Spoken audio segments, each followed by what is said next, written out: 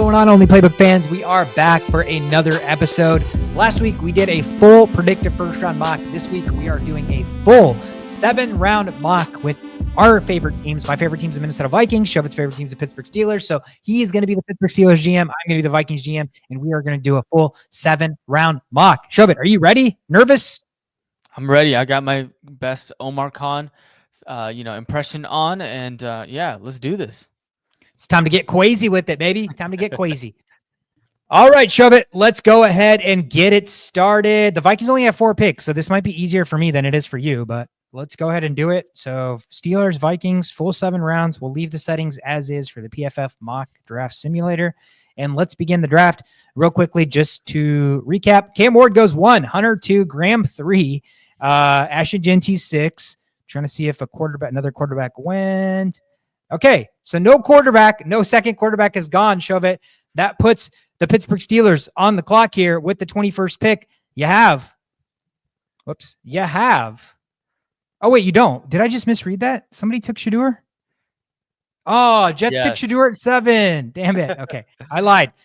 No Shedeur on the board. So 21st pick for the Pittsburgh Steelers. You have 4 trade offers. So let me know if you want to trade back. But what are you looking at?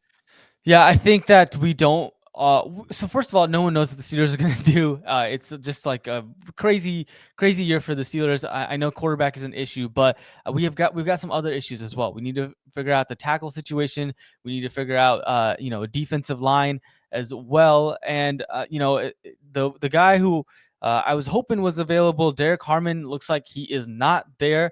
However, he is here. Oh, Derek Harmon is there. Okay, so for me, it would be between Derek Harmon or Kenneth Grant. I think we really need to figure out defensive interior with Cam Hayward not being there. That's a bigger need for me instead of trying to address quarterback and reaching for a quarterback at this position. And, Kenneth Grant, I do like him as well, but I like Derek Harmon a lot better this year. And so I think that they try to, address the interior issue. And if I was Omar Khan, I am drafting Derek Harmon with the first pick. I like it, man. You sniped him from the Vikings, so I don't like that, but I like the player for you. And Kenneth Grant goes immediately after him, so good time for you to have drafted a defensive tackle. All right, so the Vikings are on the board with the 24th overall pick. As you can see, they only have 4 picks this entire draft. So again, likeliest scenario is that they're going to absolutely look to trade back so they can accumulate some picks. Now, because this is still in the first round, I think I'm going to go ahead and do it. They get to go back 4 spots, right? They basically need a running back, which I don't think you're going to take in the first round. You signed Aaron Jones, you traded for Jordan Mason, so you could still draft a running back in the future, but not in the first round. They need a defensive interior, and you just saw Harmon and Grant go right before them, so the 2 players that I would have wanted, both gone, and they need defensive back help, which again, we saw them sign. They brought back Byron Murphy Jr., they signed Isaiah Rodgers, so it's not like it's a pressing need, especially with the best cornerback on the board probably projected to go in late first round or early round 2. So with all that being said, the Detroit Lions are calling and they want to go up 4 spots. I don't know who they want, but if I can go it down 4 spots and I can also accumulate a couple of day 3 picks, I think that's a no-brainer. Yeah. And so I think as the Vikings and Quasi, I think this is exactly what they would do. So I'm not even going to pick here. I'm actually going to trade. And so that lets the Lions go there, and the Vikings are at the 28th spot. And look, you still have players that you would potentially pick. And so here's the biggest problem with the Vikings this year, Shobit, is they're in a BPA situation. Yes, they could go cornerback. Yes, they could go defensive interior, but you saw how hard they hit free agency. You saw how much money they spent. So they're in a plethora of riches, if you will, where yes, they could go running back and fortify a younger player in an older room. They could go defensive interior where they fortify a young player in an older room with Allen and Hargrave, or they can give J.J. McCarthy another weapon because you just locked up Justin Jefferson. Addison's going to be a free agent in 2 years, and you probably aren't going to extend him and pay him what he deserves. Luther Burton III is sitting right there atop the board. And again, I don't think it's too far-fetched to think that an offensive-minded head coach, knowing that he's got basically a rookie quarterback, you want to put as many weapons around him. I don't think it's too far-fetched to think that he could draft a receiver in the first round. So Luther Burton falling to 28, I'm going to absolutely snag him for the Minnesota Vikings. Nice. Solid. Good trade as well. All right. So go ahead. No, I was gonna Yeah, say we skipped the entire second round. Neither of us has a right. second round pick, so the 83rd pick is back to you with the Pittsburgh Steelers. I know it's kind of sucks because the second round pick is like not the cream of the crop, but you still get some good talent there. We skipped all that, so I think the Steelers also might consider trading that first pick if they can get a second round pick. But we're past that now.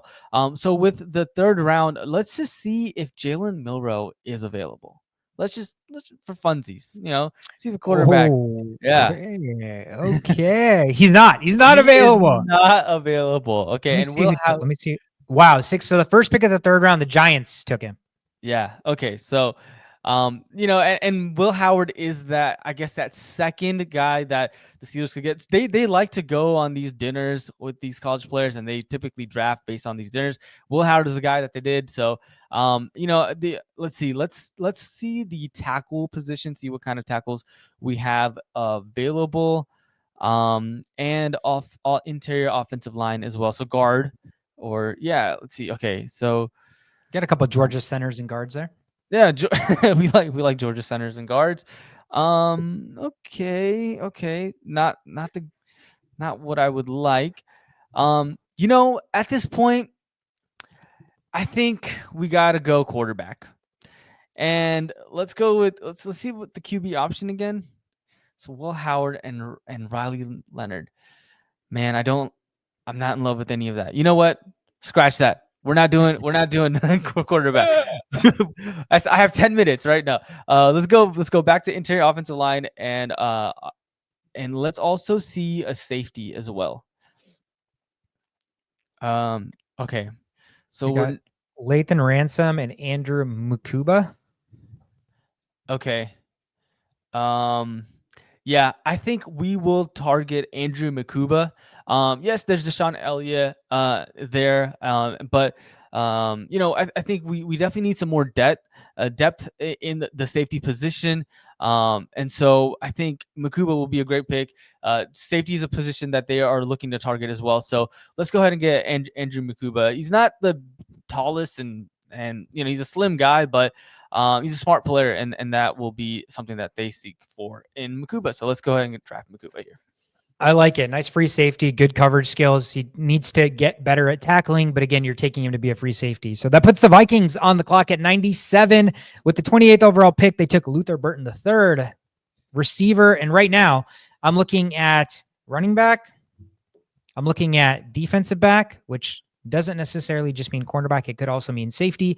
And then I'm looking at who did we take? I'm looking at interior defensive line. And I'm looking at interior offensive line. So if you bring all these on the board, a lot of running backs here that I really like. I really like RJ Harvey. I really like DJ Gittens. Lathan Ransom, safety at Ohio State, another intriguing player.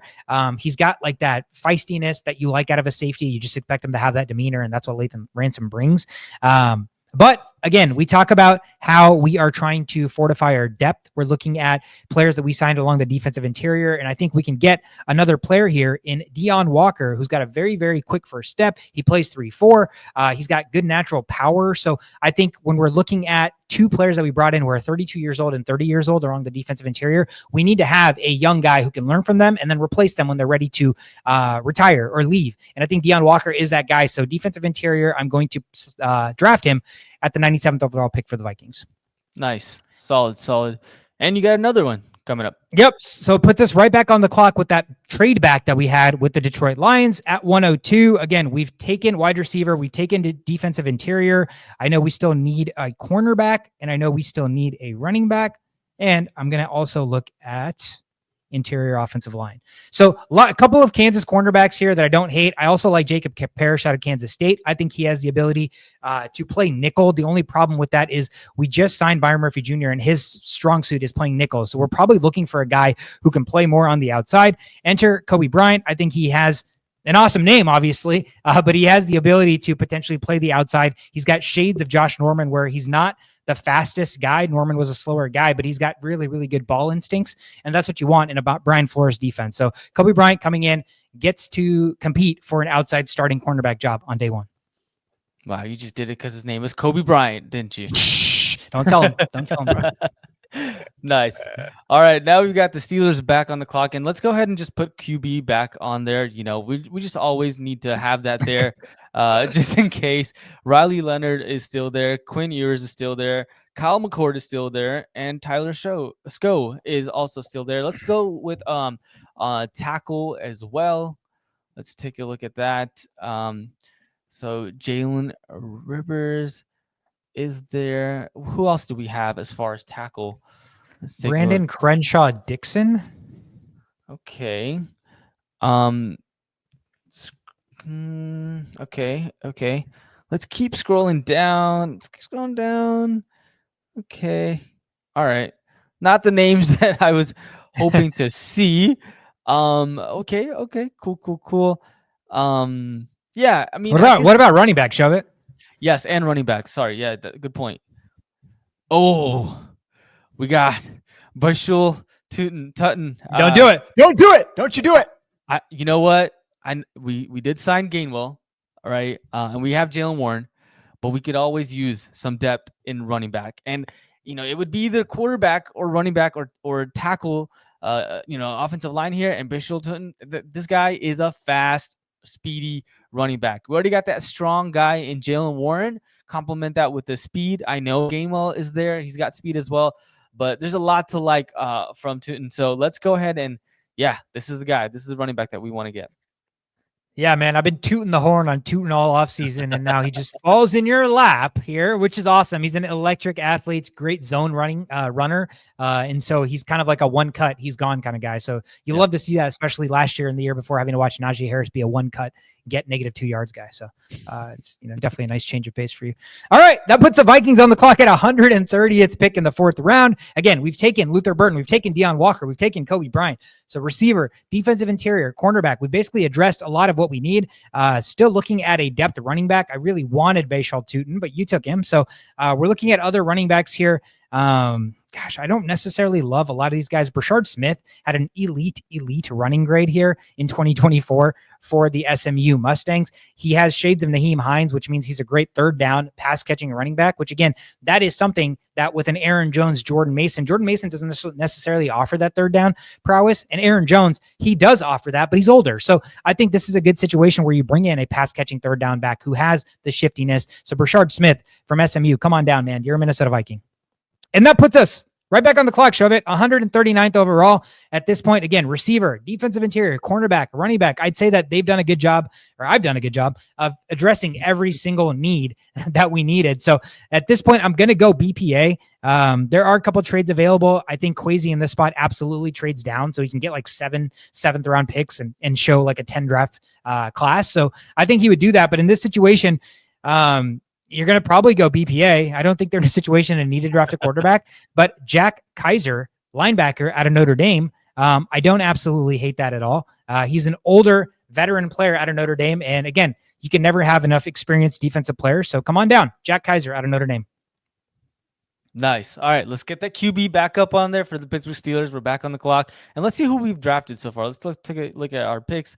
So we got defensive interior in Harmon, safety Makuba, and then running back Tutton. Okay, so now, this is my two favorite late round quarterbacks are right up there, McCord and Sco. And McCord reminds me a lot like Big Ben, and so like, there's already that affinity there for me to want to draft him.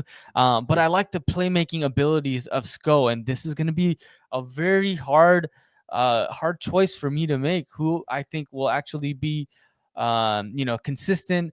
McCord did have a game where he threw a lot of interceptions. It is definitely, something that he's erratic at times. I do like what Sco offers with his ability to run. He did run that 40. One of the only guys that did run 40 as far as quarterback position. Let's go with Tyler Sco here.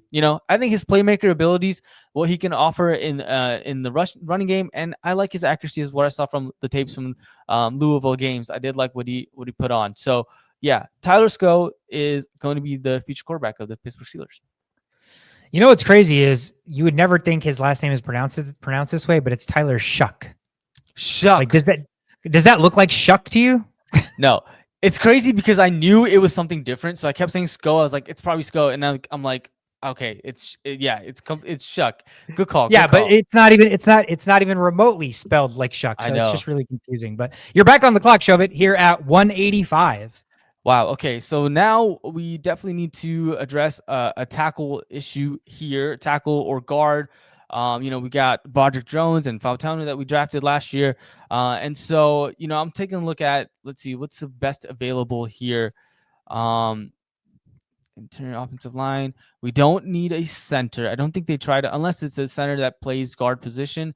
At this point, I think what I'll do at least, is just get the best player available. Let's take a look at Emory Jones and his grades.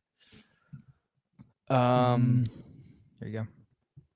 Okay.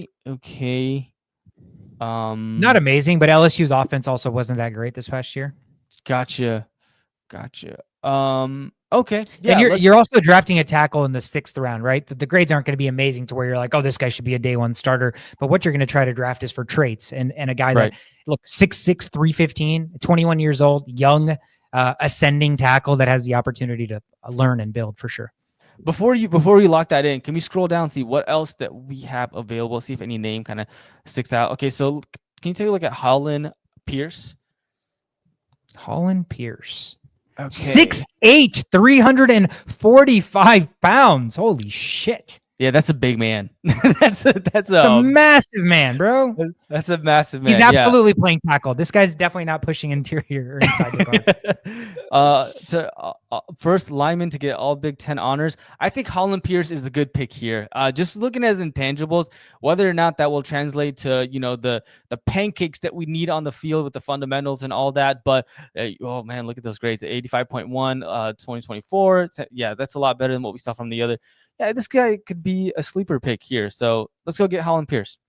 I like it. Holland Pierce. And now with the final pick for the Vikings for this draft at 187th overall pick. Again, we've addressed wide receiver, defensive interior, cornerback, running back, and linebacker. So again, I'm looking at a situation where I'm taking best player available. And I'm looking at the fact that we signed Ryan Kelly, center, who's 32 years old, coming off a couple of major injuries. So it'd be nice to have a potential backup center to be able to play alongside him. Jonah Monheim, who again is a good zone scheme center if he gets stronger. What's scary about this is he gives me shades of the center we had just recently before we cut him, and Garrett Bradbury. So smaller center, good run blocking and zone blocking. That's exactly what Garrett Bradbury was. But right now we have Ryan Kelly, who is different from that. So I like having a backup who can potentially come in and contribute in the run game. So Jonah Monheim, you are our final pick in the 2025 NFL draft for the Vikings, which puts you, Shovit, on the board with your final pick for the Steelers, the 7th round, 229th overall pick. Yeah, nice. Now this is just straight up vibes, right? Like what can I what can I see? What name sounds cool to you? Yeah, exactly, right? Like what sticks out? Who has fallen and that might have already gone up? Really, Jimmy Horn. That's Jimmy Horn's son, Jimmy Horn Jr. Oh, nice. Okay. Or Joe Horn's son. Sorry, Joe Horn, the receiver for the Saints, his son. Oh, gotcha. That's one vibe. Yep, that is one vibe. Let's take a look at defensive tackle, and also let's go ahead and Nebraska, and let's look at running back as well. Okay, so Jaquindon Jackson, pretty good running grades, huh? Pretty good running grades.